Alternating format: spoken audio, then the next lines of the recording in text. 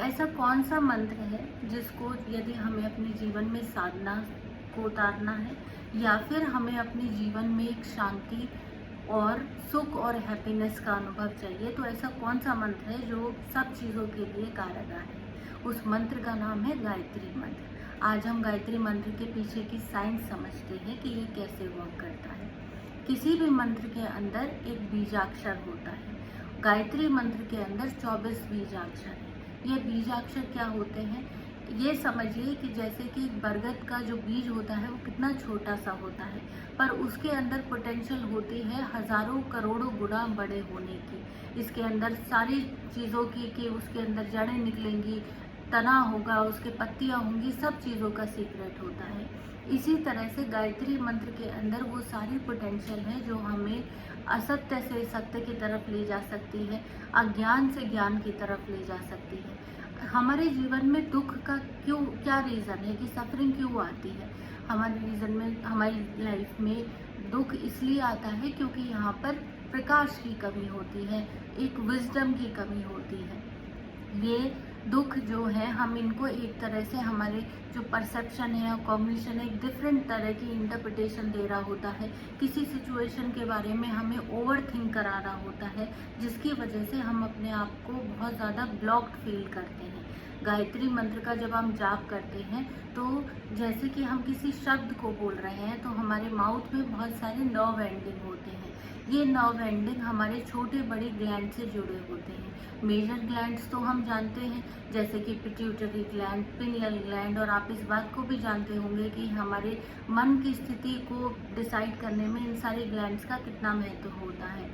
पर 24 तरह की जो ग्लैंड्स होती हैं, जो सटल लेवल पे भी एग्जिस्ट कर रही होती हैं, जब हम गायत्री मंत्र का जाप कर रहे होते हैं तो ये उन सब को भी रेगुलेट करती है। उन सब के अंदर ये जैसे हमारे चक्र हैं, इनमें कितनी सारे ब्लॉकेजेस होती हैं। हम इस समय पे ब्लॉक्ड और प्रॉब्लम में क्यों महसूस करते हैं? क्योंकि हमारे चक्र इस समय पे ऐसे फंसे हुए हैं जैसे कि एक दलदल वाली मिट्टी में कुछ पहिया फंस जाए।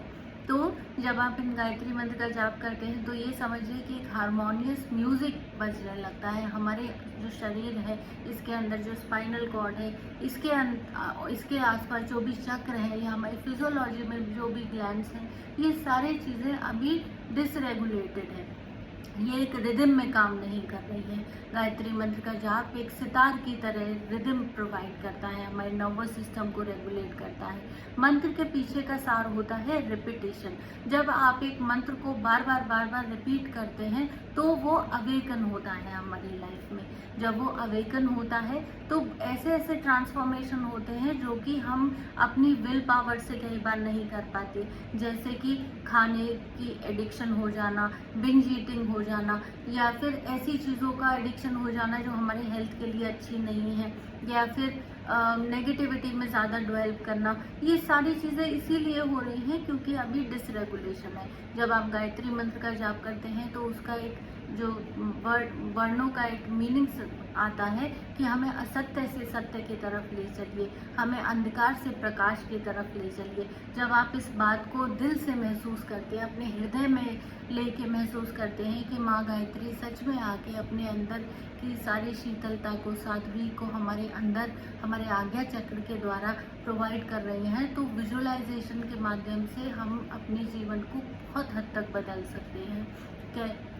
क्योंकि ये चीज़ तो अब साइंस से भी प्रूव हो गई है कि एवरीथिंग इज़ एनर्जी, और एनर्जी मैटर को इन्फ्लुएंस कर सकता है। यदि आपको इसके बारे में डिटेल में जानना है तो आप पंडित श्री राम आचार्य जी की बुक को पढ़ सकते हैं, the super science of Gayatri मंत्र। तो एक कॉम्प्रिहेंसिव किताब है, आपको उसके अंदर सारी नॉलेज मिल सकती है।